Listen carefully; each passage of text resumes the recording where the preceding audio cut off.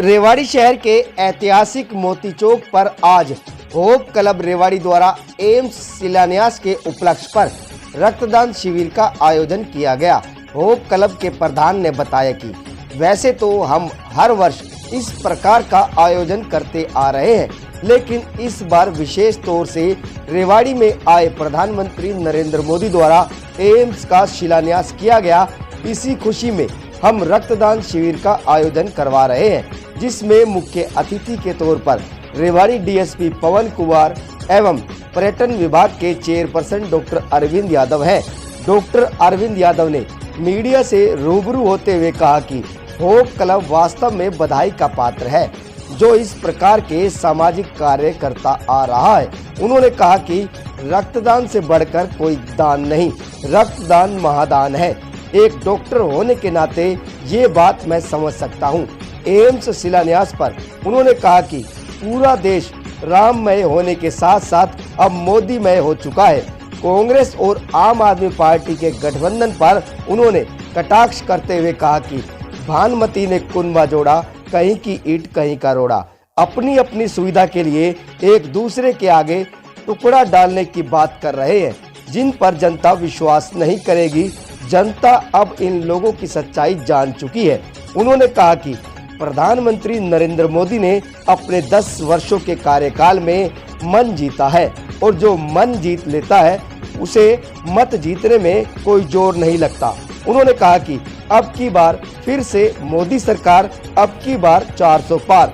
पर्यटन विभाग के चेयरपर्सन डॉक्टर अरविंद यादव ने कहा कि अब की बार लोकसभा और विधानसभा में विपक्ष का सुपड़ा साफ होगा और दोनों ही जगह पर भाजपा फिर से सरकार बनाने जा रही है।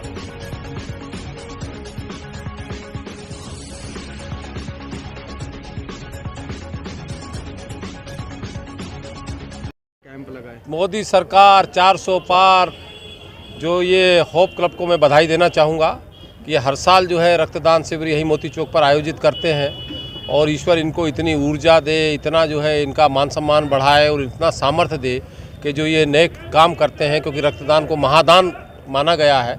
तो ये जो महादान का काम करते हैं और इतनी बड़ी संख्या में डोनरों को बुला के करते हैं, तो मैं इन सब का, पूरे क्लब का भी धन्यवाद करना चाहूँगा, अभिनंदन करना चाहूँगा, और जो हमारे रक्तदाता हैं उनका भी मैं अभिनंदन करना चाहूँगा, धन्यवाद करना चाहूँगा। क्योंकि रक्त जो है एक ऐसे, जब मरीज वहाँ कोई दुर्घटनाग्रस्त होकर या किसी को जब ज़रूरत पड़ जाती है और डॉक्टर उनको रक्तदान के लिए बोलते हैं और कोई डोनर नहीं होता है, और उसकी अटेंडेंट की जो स्थिति बनती है, क्योंकि मैं तो सबसे बड़ा हॉस्पिटल रेवाड़ी का चलाया हुआ है, तो मुझे पता है कि उनके पैरों के नीचे से ज़मीन चली जाती है। और ऐसे मौके पर रक्त यदि हमारे सिविल हॉस्पिटल के अंदर होता है, कहीं भी होता है, और मरीज को समय पर रक्त मिल जाता है, उसके ब्लड ग्रुप का मिल जाता है, तो उसकी जान बच जाती है। तो इसीलिए इसको महादान कहा हुआ। और ये नेक काम जो ये होप क्लब करता है, हर साल करता है, और बड़ी संख्या के अंदर 150 से ऊपर लोग इनके पास डोनर आते हैं। और आज भी चूँकि यहाँ दो जगह की टीमें आई हुई हैं, नल्लड़ मेडिकल कॉलेज से भी आई हुई है और हमारे सिविल हॉस्पिटल के रेड क्रॉस की भी टीम आई हुई है, तो दोनों टीमें लगी हुई हैं रक्तदाताओं का रक्त लेने में। तो एक इतना नेक काम के लिए मैं बधाई दूंगा इनको। क्या कहो मोदी जी फिर से? देखिए, ये पूरा देश मोदीमय है, पूरा देश राममय है, पूरा देश कृष्णमय है।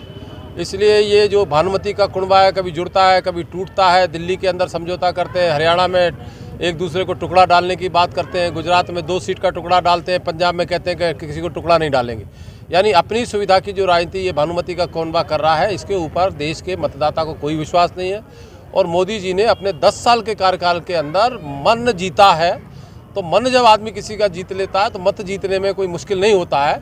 तो इसीलिए ये जो नारा दिया है कि फिर एक बार मोदी सरकार, फिर एक बार मोदी सरकार, और इस बार अब की बार 400 पार, तो वही मतदाता का जो मन मोदी जी ने जीता हुआ है, उसी पर विश्वास करते हुए हमने नारा दिया है, और इसको हम साकार करेंगे, देश का मतदाता साकार करेगा। अरविंद जी, विपक्ष जो कहता था कि यहाँ एम्स बन ही नहीं सकता या एम्स हम बनवाएंगे, उनको क्या संदेश देना चाहिए? देखिए, विपक्ष तो कहता था कि राम मंदिर नहीं बन सकता था। ये बीजेपी वाले कहते हैं कि मंदिर वहीं बनाएंगे, तारीख नहीं बताएंगे। हमने तारीख भी बताई और मंदिर भी बनाया। एम्स की ये बात करते थे तो एम्स की तारीख भी बताई और प्रधानमंत्री के कर कमलों से हमने उसका उद्घाटन भी करवाया।